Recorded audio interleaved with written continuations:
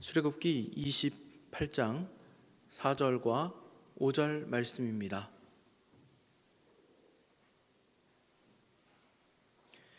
출애굽기 28장 4절과 5절 말씀, 구약성경 124쪽에 있습니다.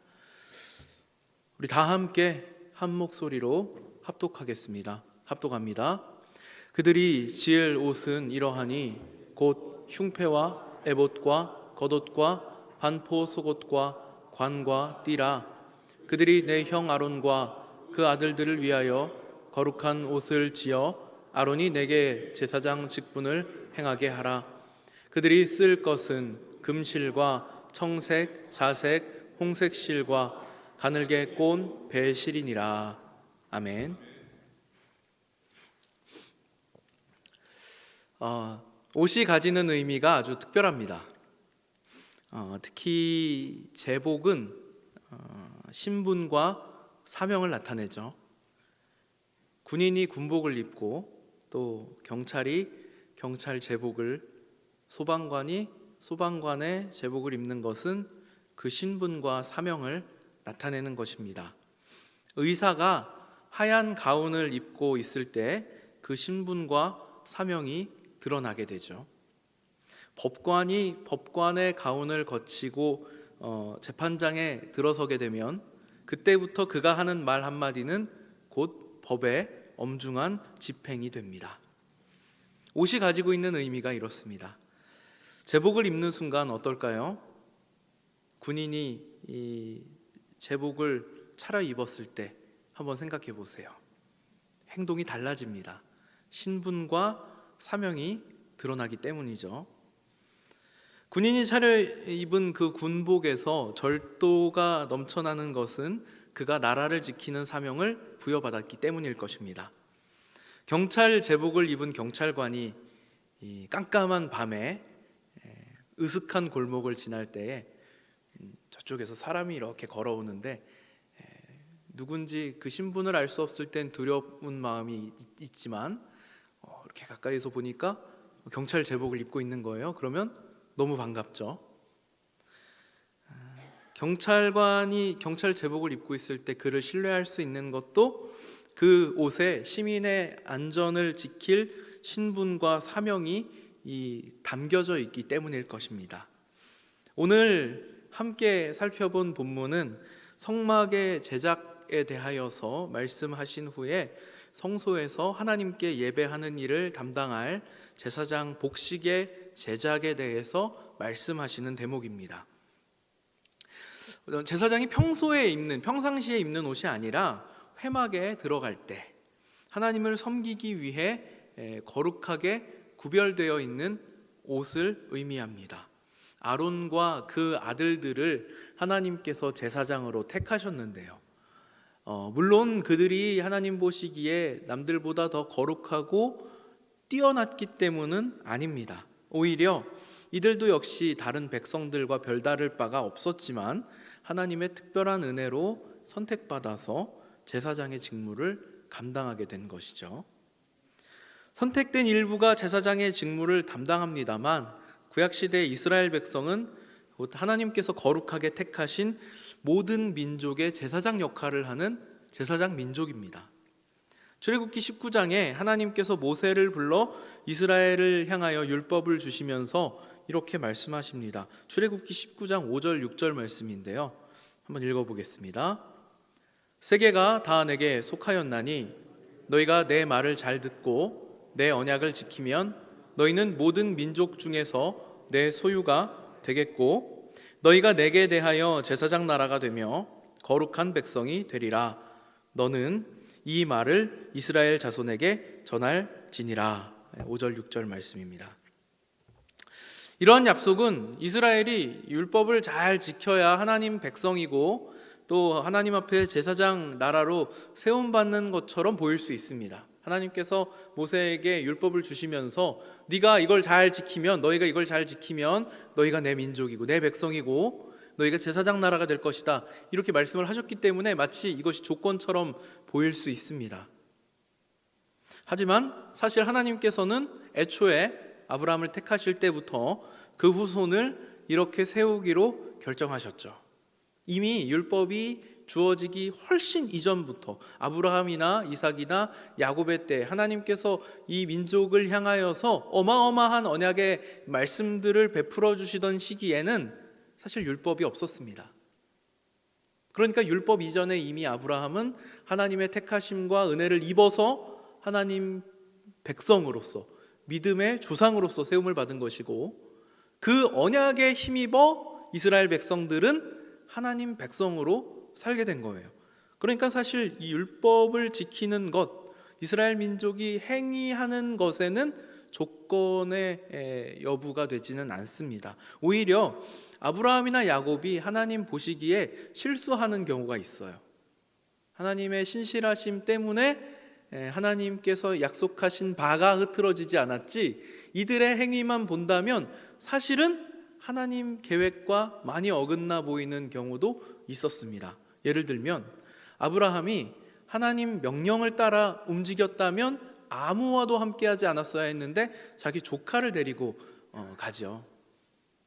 이 조카를 데리고 간 일이 나중에 어떻게 되냐면 아브라함의 종들과 롯의 종들이 서로 다툼이 일어났을 때 아브라함이 그 다툼 때문에 마음 아파하면서, 그래, 네가 좌하면 내가 우하고 네가 우하면 내가 좌하겠다. 근데 이게 얼마나 잘못된 일이냐면, 하나님께서 약속하셨던 약속의 땅에 롯이 삼촌 그럼 제가 여기 살겠습니다 이래버리면 뺏겨버리는 상황이 되거든요. 그렇죠?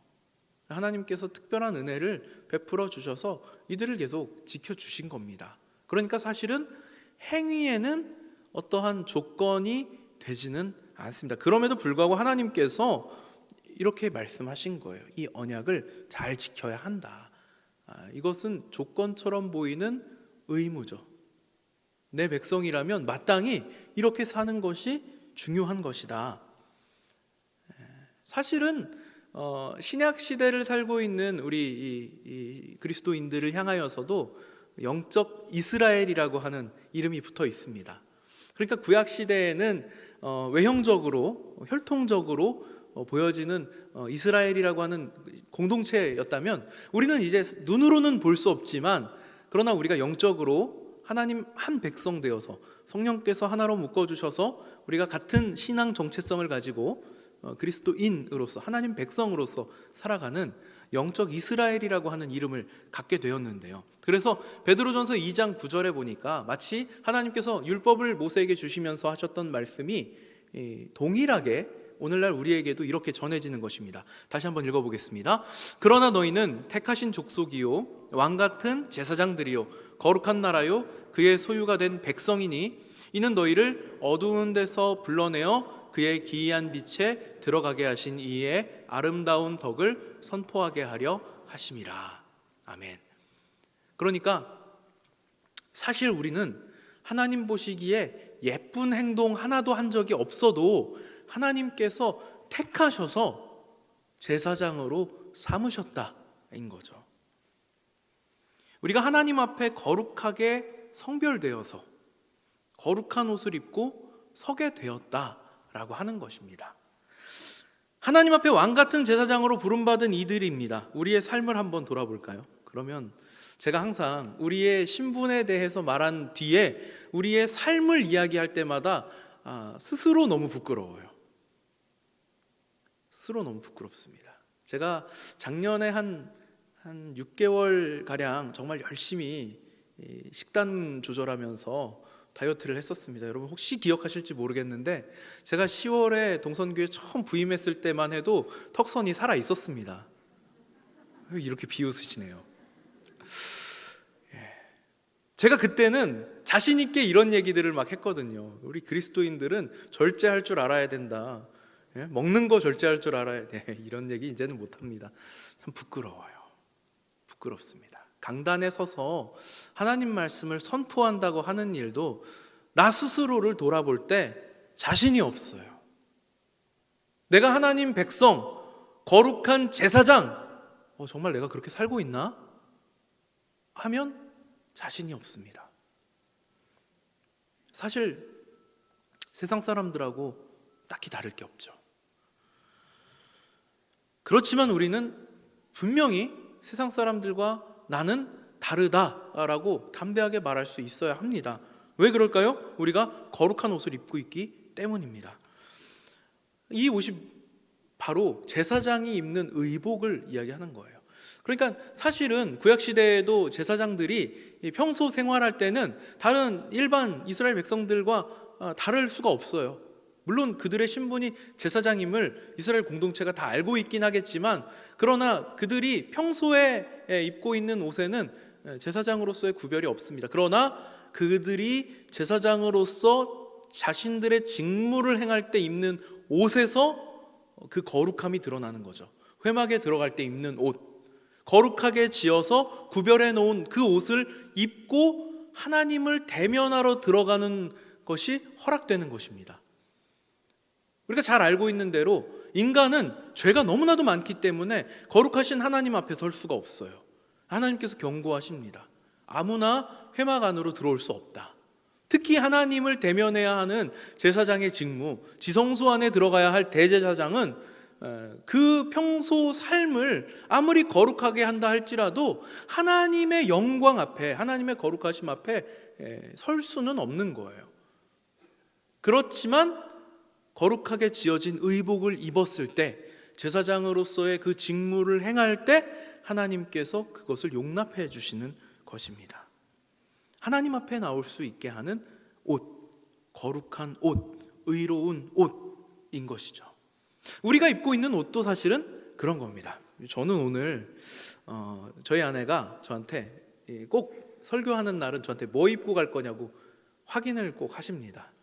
사실 제가 제 맘대로 할 수 있는 게 뭐 그렇게 많지는 않습니다. 물론 영적인 권위만큼은 정말 잘 존중을 받고 있기 때문에 제가 말씀하는데, 성경에 대하여서 이야기할 때, 그리고 어떤 질서를 이야기할 때만큼은 저희 아내가 저를 너무나도 존중해 주시지만 그 외에 제가 할 수 있는 선택이 그렇게 많지가 않습니다. 제가 할 수 있는 건 양말하고 속옷 고르는 정도 외에는 거의 없는 것 같아요. 오늘 제가 이거 입겠다 하고 정했습니다. 이거를. 왜 이걸 정했냐면 결혼할 때 입었던 옷이에요. 이게 지금은 그냥 평상복처럼 되어 있지만 결혼할 때는 단추를 금장으로 바꿔서 달아줬었거든요. 그러니까 결혼식장에 가면 제가 신랑인 걸 사람들이 알 수 있도록 단추에 포인트를 주는 거죠. 신부가 입는 옷은 조금 더 특이하죠.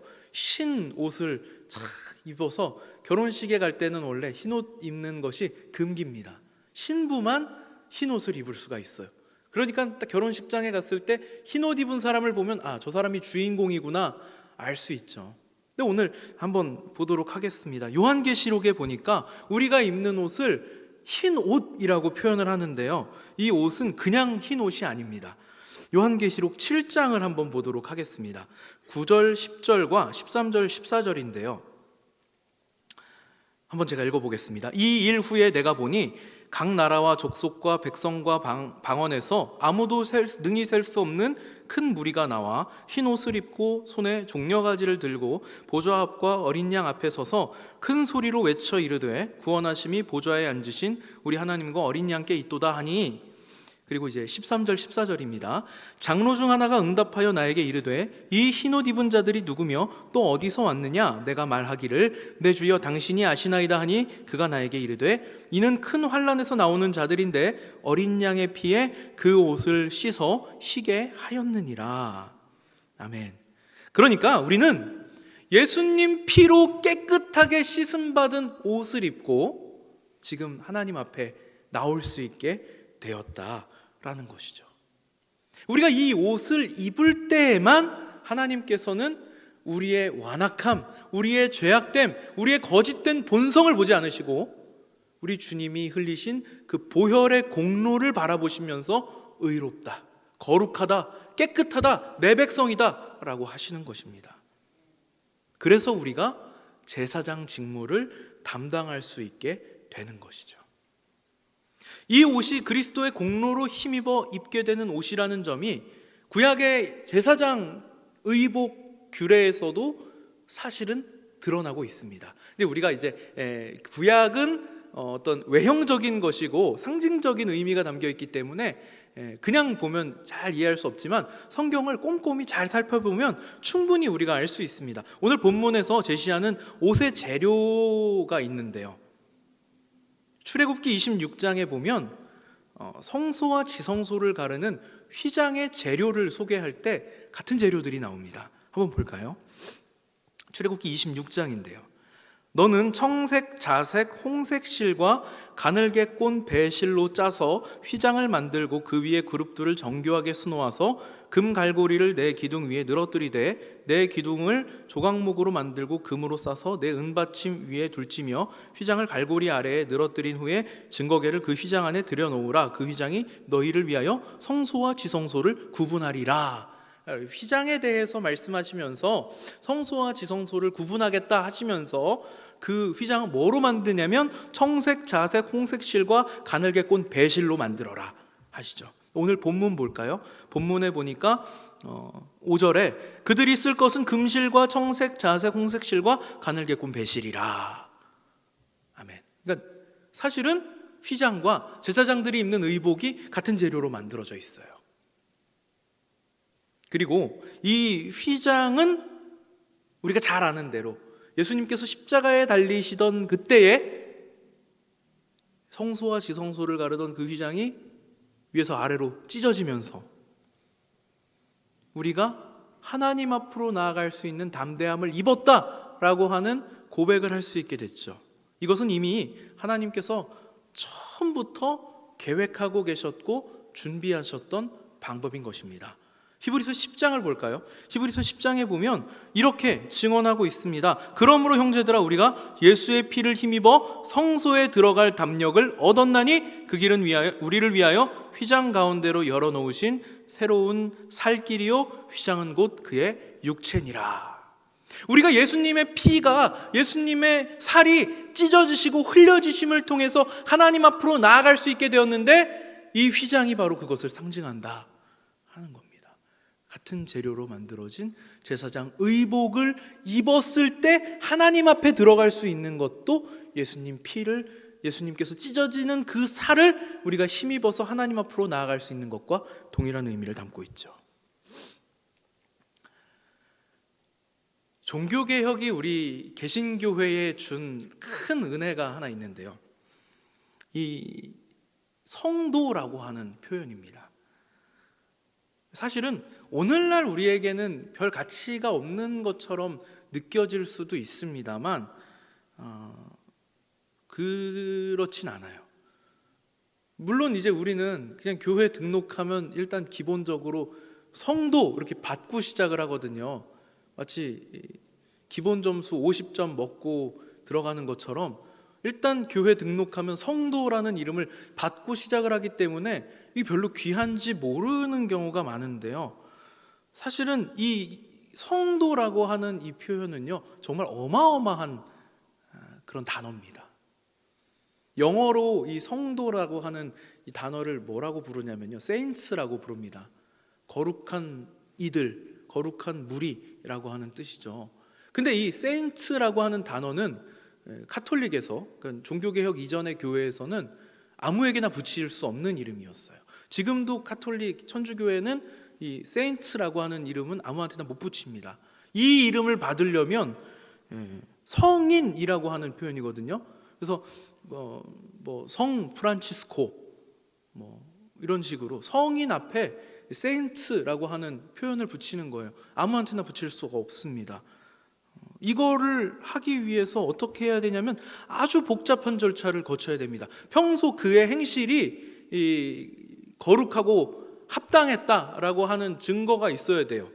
그래서 삶과 행실을 돌아보고요, 그리고 또 그가 평소에 본이 되는 삶을 살았는지, 또 그의 행실이 정말 성경에 합당했는지 하는 것들을 여러모로 꼼꼼하게 따져봅니다. 그리고 나서 그가 정말 거룩함이라고 하는 이름을 받을 만한 사람이었는지, 그에 걸맞는 증거가 있었는지를 봐요. 그래서 기적이 최소 2개는 있어야 됩니다. 이 기적을 검증하기 위해서요, 일부러 불신자인 사람을 불러오기도 합니다. 왜냐하면 우리가 믿는 사람들끼리는 약간 우린 통용되잖아요. 내가 아플 때 기도해 주세요. 그러고 병원 가서 우리가 의사한테 처방받아도 기도했으니까 난 거잖아요. 맞죠? 아멘? 아멘 하시죠? 여기서 아멘 못하시면 큰일 납니다. 내가 아플 때 저 아파요 기도해 주세요. 우리 이제 중보기도 모임도 할 텐데 아픈 사람들을 위해서 기도하면 그 기도가 물론 내가 병원 가서 약 먹고 주사 맞고 치료받고 낫다 할지라도 하나님 고쳐주신 것으로 기도해서 난 것으로 고백하잖아요. 그러니까 이걸 못하게 하는 거예요. 안 믿는 사람들 일부러 데리고 와가지고 정말 기적이 맞냐 확인해보라 하는 겁니다. 이게 최소 2개가 있어야 돼요. 그러면 이 절차들을 다 거쳤을 때 성인으로 추대를 하는 겁니다. 그러면 그 이름 앞에 세인트, 성 누구 이런 식으로 붙일 수 있게 되는 거예요. 근데 그런 거 치고 우리는 너무 등록하면 바로 주잖아요. 그냥 성도 줘버리니까. 너무 이 이름이 무가치하게 느껴지는 것이 아닐까. 근데 사실은 무가치하지 않죠.